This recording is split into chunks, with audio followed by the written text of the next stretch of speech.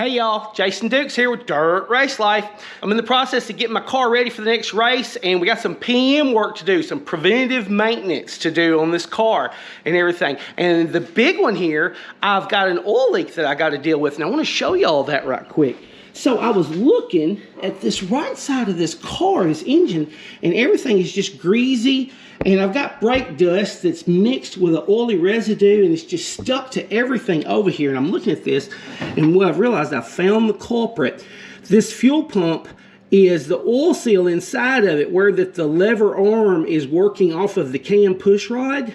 That lever arm has got a seal, and there's a vent in this fuel pump on this top side right here, and that's supposed to be sealed off, but the seal has broke down and it's letting oil come out that vent. I think that vent is right in there on each side. There's a little hole, and this fuel pump is leaking oil.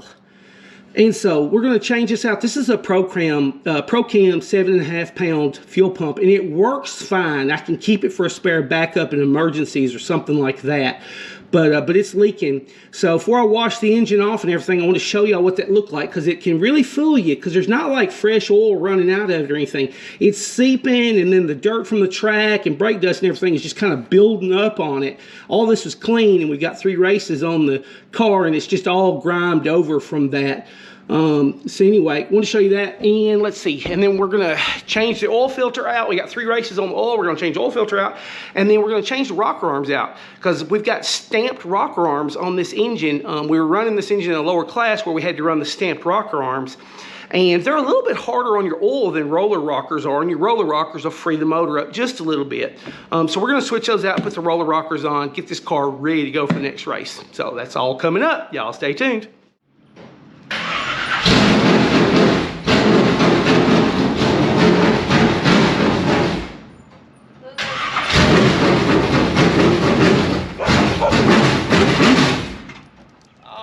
Good enough. Hey Kim, will you swap the water hoses over and turn it on back there for the pressure washer? It may be. If it is, just turn it on. Y'all, it's getting dark on me. I gotta get done. Yes, I know. I need a carb cover.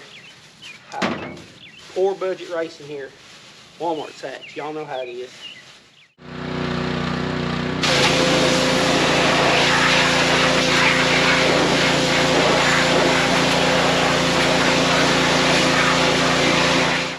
All right, let's get that fuel pump off where we can put this new Procam on here, and I'll show y'all exactly how this fuel pump was failing. So let's see, get wrenches going here, and I always put a fuel cutoff on my cars, and the reason that I put a fuel cutoff is because this is sitting down below. Oh, that's a 1-inch. Hang on. There it is right there. I know I got the wrenches out of need.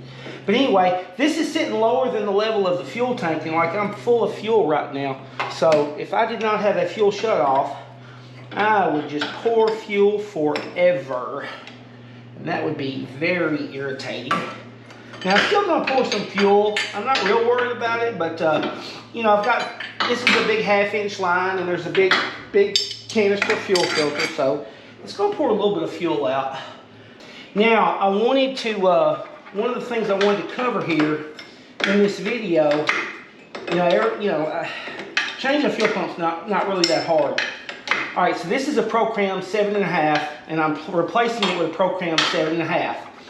But let's keep in mind that a 7.5 pound or an 11 pound rated pump or a 15 pound rated pump, it's not going to be exactly that. It's not going to be calibrated. The old, this one right here has got 4 or 5 seasons on it. I think I bought this new, like when I got back into racing maybe 6 or 7 years ago. And it has been on every engine, just moving from engine to engine. I always move the fuel pump with the carburetor.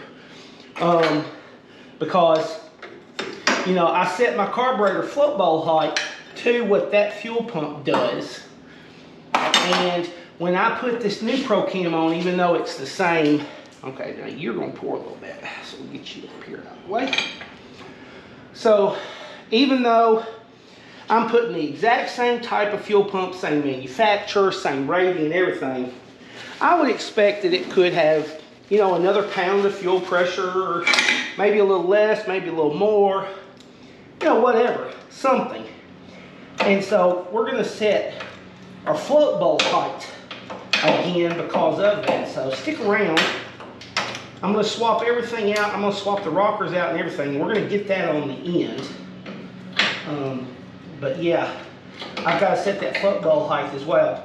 It's not a hard process. It can be a little bit tedious to do, but I do think it's critical. Now, the reason it's so critical for me, especially with this, is because I'm not running a regulator setup.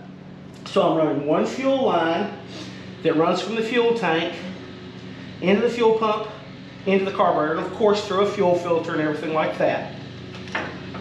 But because I'm doing that, you know, having the float height and having the fuel height set right is really critical.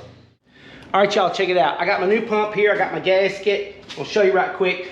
The cam push rod right here is down, okay? There's a right way to do this. I wanted to tell you right quick because there's some of y'all know the right way, and y'all definitely call me out on it.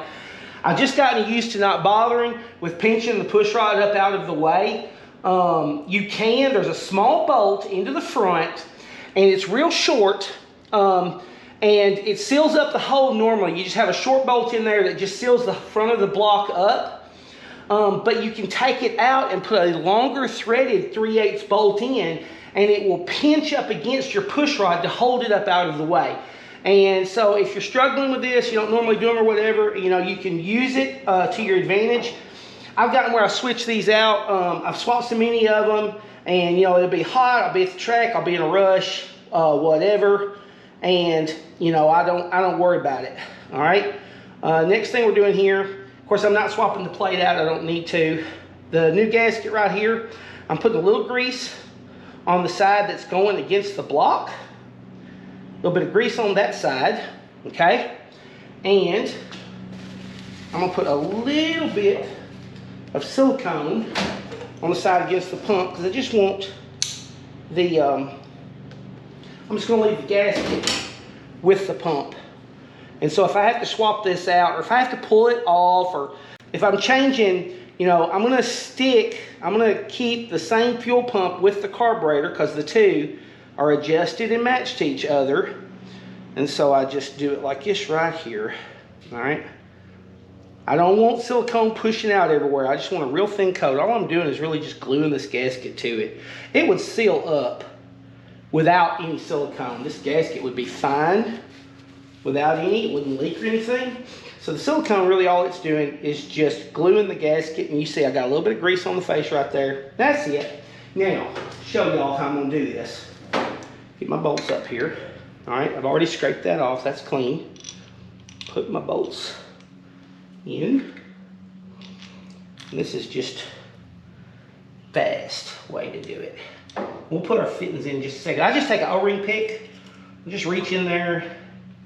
This is the way I do it. It's quick, down, and dirty. I have gotten frustrated with one before though and switched around. So I just dropped that in like that right there. And the O-ring pick was holding it out of the way, and then I shoved her up in there and took the place of the O-ring pick. So she's in, and then I'm gonna turn around and get in there right there. Get my bolts going, and I'm gonna send her home. Now these things, this is an aluminum housing. Don't get crazy on tightening these up. You know, I don't know, probably 20 foot-pounds is too much. I mean, it's probably just 15 or 18 foot-pounds is probably all you need to put on these things. But anyway, small block Chevrolets are really easy. Like I said, you'll know. Now, this can be harder or easier depending on where your cam is at. Cam's got one lobe on it that pushes the eccentric on the fuel pump. If it happens to be where the push rod is pushed out, then you'd have to push against the spring to tighten this up. You know, with this one, it's the other way, and fuel pump is pretty well just sitting down on it without a problem.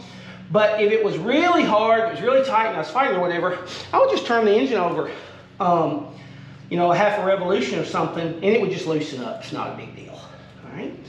So over there, I think we're there.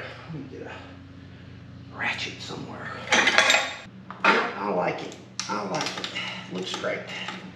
See, we're good and level. And I'll show you about that tight. Ain't gotta be crazy. 3/8 bolts, lock washers, let her rip. All right, before I throw the fittings on or anything, I want to show you right quick on this one. Where I get that O-ring pick. Okay, y'all. Hopefully this shows. Well, you got fuel all in you, don't you? Okay, I hope you can see this. That little hole right there, all right? That little hole right there is the vent for this chamber right here. This chamber right here above, underneath this cast aluminum right here, that doesn't have fuel in it right there.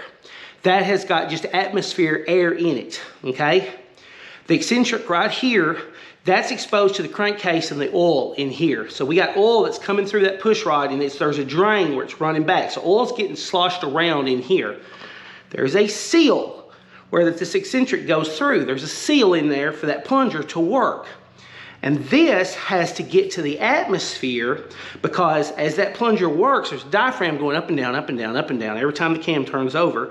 And so the air in here has to be able to move back and forth, okay? It's got to be able to have room to expand and contract. And then that's working the fuel. The fuel is actually between this gasket and this gasket. That's the part where fuel. There's no fuel on the bottom, there's no fuel on the top. Both top and the bottom are exposed. They're open to the atmosphere. The middle is where the fuel is.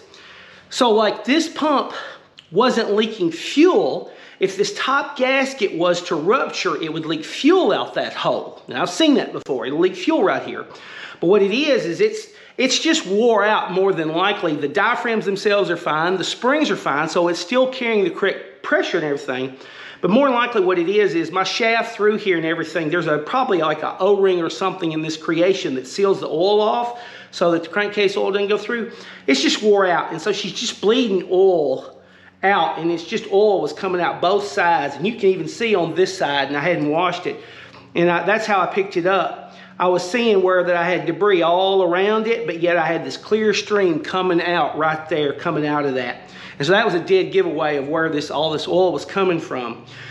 But if you see fuel coming out here, you know you got a ruptured diaphragm going on. If you see oil coming out, it's probably just wore out going on there. You can have fuel on the bottom side as well.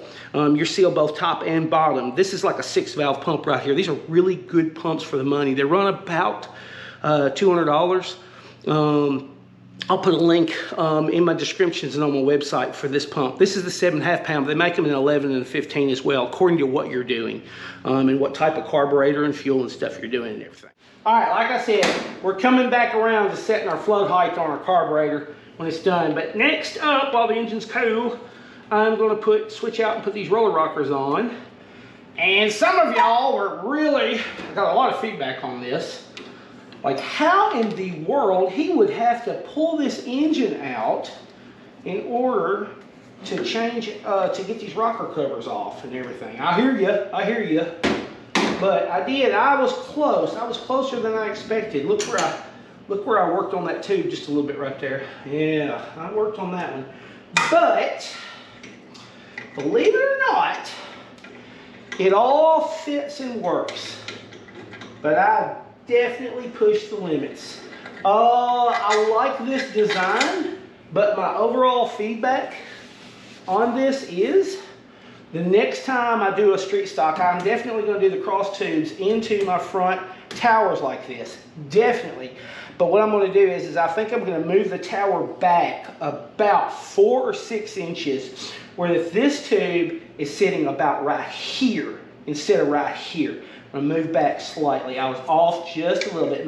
It pushes the limits. Don't get me wrong, I got the engine setback maximized to that ball joint, to the number one spark plug to the ball joint. I got that absolutely maximized. You know, I could move the engine forward a 1/4 inch and it'd probably make a ton of easier to make this fit instantly by doing that. But that's part of the risk of, you know, when you just design something one-off and you don't have a pattern to go by, you learn and evolve. And let's see, and the correct way to do this is to go up and wait, whoa. Gotta get that bolt out, y'all. Come here. All right, so go up, and I gotta remember. Oh, just like that. Just like that. All right, I remember now. So it slides in and then over. Like a jigsaw puzzle, I'm telling you, it's tight. It's tight. Now that I've done one like this, I kind of know where that limit is. And like I said, just even 1 inch would have made a big difference right here. But you learn going through the process. Every one of my cars I build, you know, each one is its own unique design. The next one won't be exactly this design. It'll be back just a little bit. Now, I'm going to get the covers off, and I'm going to figure out where number 1 is and get it up on it. And then I'm probably just going to pull everything off because these are stamped rockers. Now, I was going to tell you about this. Stamped rockers versus roller rockers. You know, there's a horsepower difference, but it's also a stamped rocker shears your oil at a faster rate. There's a couple of places in your engine where that you've got metal on metal with a lot of pressure, and stamped rockers in a race engine will wear your oil out much quicker than roller rockers. And so that's the main reason I needed this. I was running this in a class where that it was required for me to have these stamped rockers and everything, so I had them in there, but they're not the way to go. If you can run roller rockers, run roller rockers, no doubt. And they free up, they're less friction, they free up horsepower. They don't heat your oil as much as stamped rockers do. So there's no downside to roller rockers.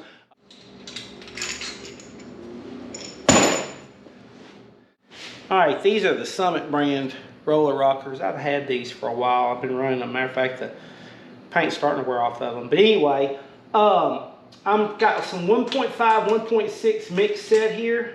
So I'm going to put the 1.5 ratios on the exhaust, and I'm going to put the 1.6s on the intake. This little hydraulic cam I've got for these Vortec heads is about a 520 lift on 1.5s. And Vortec heads, like, I mean, they're like, you know, 550, 560 lift. They're still just great. So I'm gonna put the 1.6s on the intake. I'm fine on the exhaust. I've got a good exhaust system going here. So I think the 1.6s will help me more on the intakes than they will the exhaust. That's the set I got. So that's how we're gonna put them on there. It wouldn't hurt my feelings if I'd had just a set of 1.6s to put on here. I've already turned the engine up on number 1. I'm just going to go through this, turning it 90 degrees at a time, and I'm just going to go 1, 8, 4, 3, 6, 5, 7, 2 around it, you know. And if you want to see a little bit more detail on as far as like feeling the push rod and getting the preload set onto the hydraulic lifter and all that, check out my video I've got a video on, what is it named? It's changing valve springs out. So check out my video on changing valve springs out. We did Dylan Murray's Sportsman late model. He's a 602, and he had a match set of springs. We swapped those out. And I go into more detail on just going through and feeling the push rod and getting the preload set on it and everything. That's a good video for that. I won't go into it again here. And you know, as far as videos go, we got a pretty good library going now. Of videos and everything. Like this car right here has got a playlist that goes from the frame all the way up to today, every step along the way. So if you're not subscribed or you haven't looked at that playlist and those videos and stuff, or if you just found me, go check them out. There's lots and lots of stuff in there about everything that we've done on this car. Every piece on this car, there's a video that covers that from the ground up. It's all just hand built and everything. So I'm gonna go ahead, I'm gonna set all of these, get the covers back on in the whole 9 yards, and then we'll turn around, we'll get back to this carburetor. I'll change the oil in it tomorrow, I ain't worried about that. All right, last steps. We got the new fuel pump on.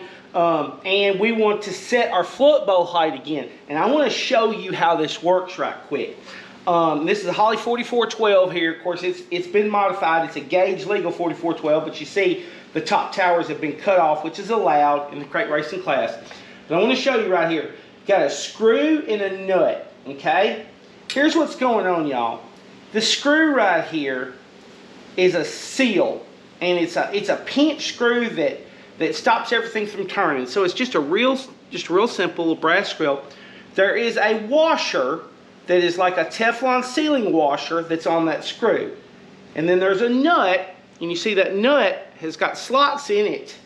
And then there's a Teflon sealing nut, washer right there against the carburetor, okay?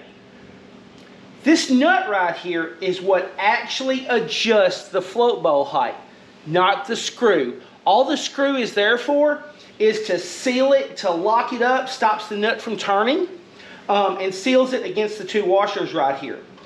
This brass piece right here is connected to your float.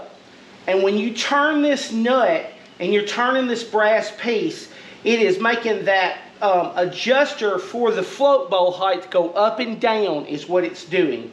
And so it's a simple process where we're going to crank the car up. We've got the idle turned up just a little bit off of curb. We don't want to, for one thing, if we get it a little bit high or something going on like that, we don't want the motor to quit on us. We got it just a little bit up off curb, but we don't want, we're not setting float bowl height if this thing at 3,000 or 4,000 RPMs. Where we want to get the float bowl height set is basically at idle or just a touch above idle, right in that zone. That's where we're worried about it. When we pick up the throttle and everything, we're pulling gas at that point. All right, now, the set screw's got to be tight or it's going to leak, and that's under pressure right there. So when we crank this car up, when I crack this open, we're going to get fuel leakage, okay? And, that's why, like, for example, I've got these rags right here. I'm going to keep this dry. I don't really feel like having a fireball going on right here. But the port on the side for height, and I suspect it's a little bit high. You see that fuel running out right there? Okay, so it may be a little bit high, but what we're going to do is we're going to take this side port out with it running. And if fuel is running out the hole, I am going to go down on this nut. So if I want the fuel level to go down, I turn the nut down. If it's dry and fuel is not coming out of this hole, I want to go up with the fuel level until it just cracks the edge of that hole right there. That's what I'm shooting for. It ain't got to be perfect, but that's what I'm shooting for with the engine sitting level. If I want the fuel level to go up, I'm going to turn that nut counterclockwise and go up with the nut. So up with the nut is up with the fuel level. Down with the nut is down with the fuel level. It's real simple to remember. I want to make sure I don't open this any more than I have to. And make my adjustment and crank it right back closed where those Teflon seals right there can stop the fuel leakage. You're going to see that fuel leakage happen. And then, if you start backing out your brass sight bolt right here, if you're backing that out and fuel's coming out around it, you're too high. There's no point in taking that off and having fuel get out on this engine. Just stopping your tracks. What you want to do is you want to take and you want to shoot for getting it down to the point that you don't see, you don't have fuel coming out around it. And then once you're there, you can take it out, and then you can just creep back up until you start seeing fuel creep out. All right, so we're going to do this process right here. I have no idea where it's at other than suspecting it's high right now. Probably makes sense. This fresh new fuel pump is probably putting out a little bit more pressure than where I've got this adjusted from the old fuel pump. All right, so let's do it.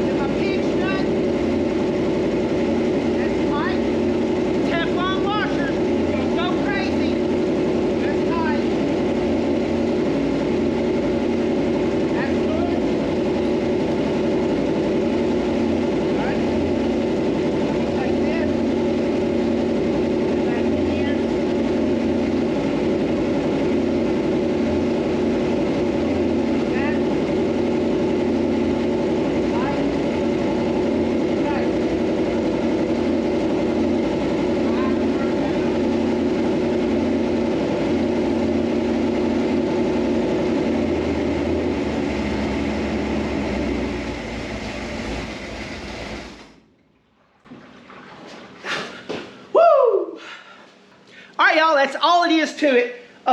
These 4412 carburetors are not complicated.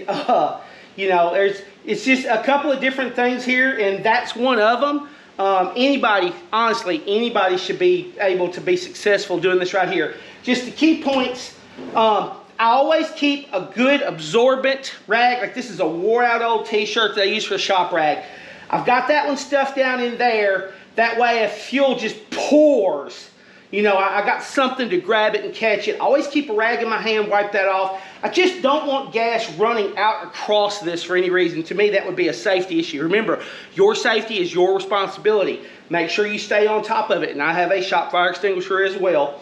But I really don't, I don't know of a better way to do this other than with the engine running. This is good to go. Hope this was helpful for y'all and everything. We're fixing to run this car on this new setup we've got on it tonight. If we don't get R'd out, and y'all know what I'm talking about because it's kind of iffy at this point. But hey, if you ain't subscribed, hit the subscribe button, hit the notifications. If you have not watched the build on this, there's like 30 or 40 videos on this car from the ground up and everything. And if you want to, you can join as a member and support our racing program here for as little as $5 a month. So I've got links in the description for that. Y'all check it out if that's something that you want to be a part of. See you next time.